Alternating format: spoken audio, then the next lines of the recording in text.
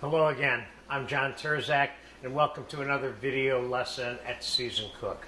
Today we're going to do a roast leg of lamb, what I call a natural, and the ingredients that we're going to use for this.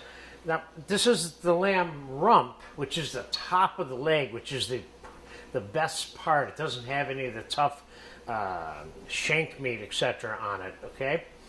So we have a rump, we have some garlic, we have some white wine, we have some fresh rosemary, we have some dried basil and oregano, and some dried leaf thyme, and we have a little bit of demi brown sauce and some olive oil and salt and pepper. So let's start by getting this tied up first, except we're going to want to season the inside before we tie it up. So let's put a little bit of salt and a little bit of pepper and a little bit of garlic on the inside of this baby before we tie it up.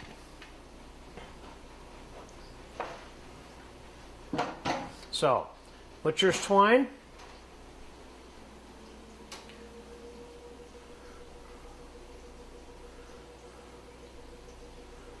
Let's make sure we got enough. We can always cut some off. I'm going to show you my simple way of tying up this roast. I'm going to begin by putting a nice slip knot in there. I mean a double folded knot that'll hold for us. Okay, now instead of going through the process of individually tying it up, I'm going to wrap this up with the string like so. So I'm showing you what I consider to be the easy way of tying this roast up.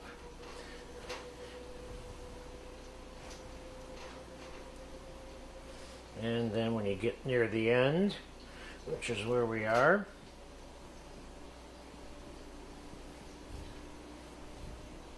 just tie that together.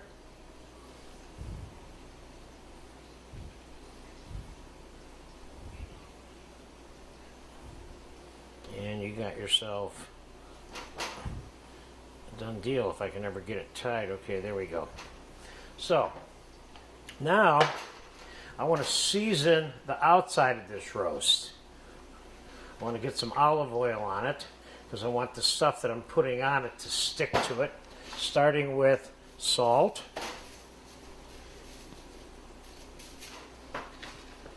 fresh pepper,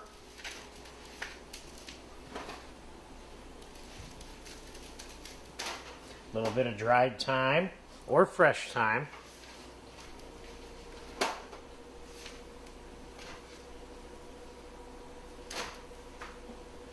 let's get a little bit of these dried herbs on here.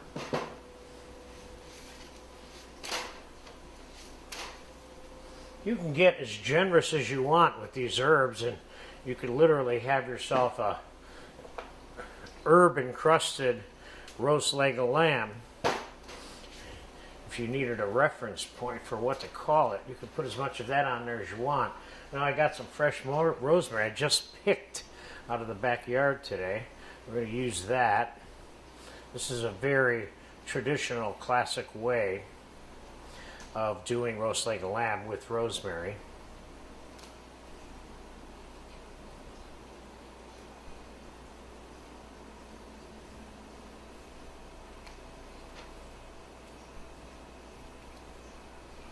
Now, could I chop this rosemary up? I could, and I'm going to cut it up just a touch.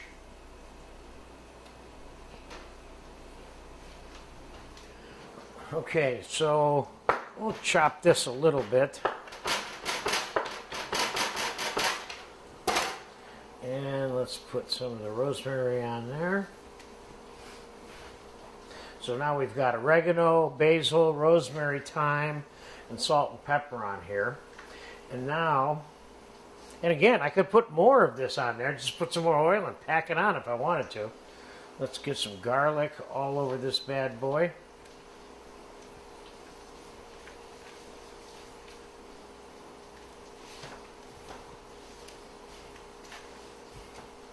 And now, I'm going to do is I'm going to take this pan of sauteed mirepoix that I've got here that I just lightly cooked, and we're going to dump it right on that pan. So we're going to put this lamb on a roasting rack right over this mirepoix. Let's get whatever's in there out of there with a little bit of that dry white wine. I think in total we're going to end up with maybe 1.5 to 2 cups of wine on that by the time it's all said and done, because we're going to make the sauce out of this mixture here after it's done roasting. Now we'll put a rack on it. Put this on there like so. Now think of this like a prime rib. You want to roast this slowly so that, I'm assuming our target here is medium rare to medium, and we want it to be medium rare to medium all the way throughout the lamb leg. So in order to do that, you have to cook it slowly. Otherwise, if you cook it too fast, you'll end up with a circle of rare in the middle, and then a medium rare, and then a medium, and then a medium well, because you hit it too hard.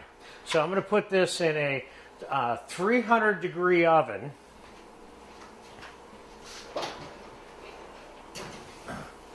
And that's going to be in there for hour and a half, 45 minutes, 2 hours, 2.5 hours. I'll let you know, and I'll test it, and I'll get back to you when it's done.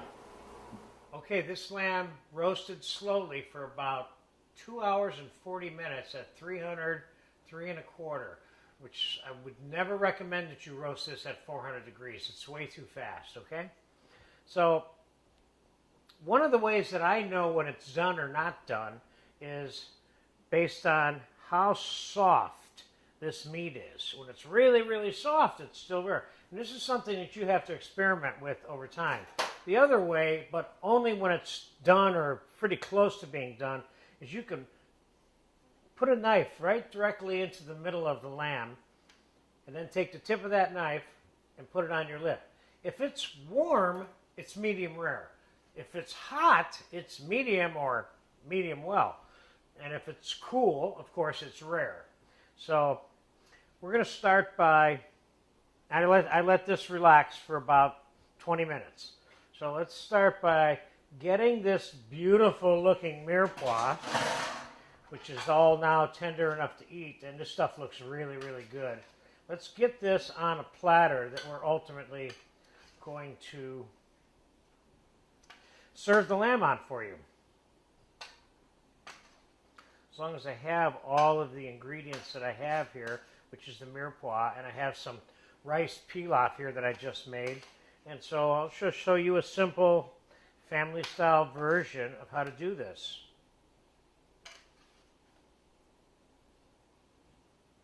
Get rid of some of these excess bay leaves that I had on the mirepoix when I was lightly sauteing them. So now, let's take this juice, which is that combination of that white wine and all the drippings from this. Let's put this in a saucepan. And there isn't much else to get out of this because there's very little browning in this pan. And what I'm saying is this pan really doesn't need to be, quote, deglazed. There's nothing to deglaze from it. And now I'm going to put a little splash of demi, brown juice. If you have canned brown beef stock, whatever, I'm going to put that in there because the sauce is just going to be a little bit of brown juice and the white wine and drippings. Let's bring that up to a simmer. So when I told you we were making au naturel, that's what I was referring to in conjunction with serving the mirepoix, which we roasted it with, okay? So now, let's get the string off of this lamb leg and let's get it sliced up. Now the great thing about this particular part of the lamb leg, which is that top rump, or what I would call also the top butt, which is the rump butt, is that this is really, it doesn't have to be sliced thin. So we're gonna slice this leg up right now. Now you can slice this leg this thin, like that. Now that's a nice medium rare to medium. I like the way that looks. or you can slice this into steaks like this, because this particular cut off of the leg is conducive to being eaten with a fork and knife if they're sliced thick. So it doesn't have to be sliced really, really thin. And I think just to expedite this process, I'm going to cut these a little bit thicker like that last one I just showed you.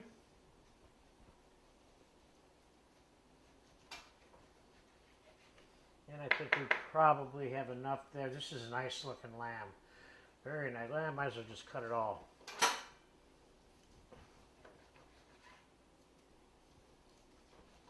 Let me look in on that juice real quick. Yep, it's come to a simmer. So let's take this rice pilaf that I just got through making a few minutes ago. It's still warm.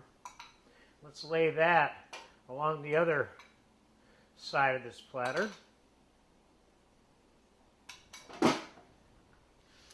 And let's pick up all of this lamb and lay it right in the middle of this platter. This looks like the kind of meal that I want to sit down to, I can tell you that right now. Let's get this here front and center real quick. Oh yeah. Now, finishing this juice. It came to a boil, which is all it has to do. And it's ready for this right now, but as hot as it is, I got to taste it a little bit. Oh, this is good. This is so perfect the way it is. This is what I call the ultimate au naturel. Now, this is an option, but I'm going to exercise it, and I'm going to throw maybe an ounce of butter into that, just for fun, and whisk that in there.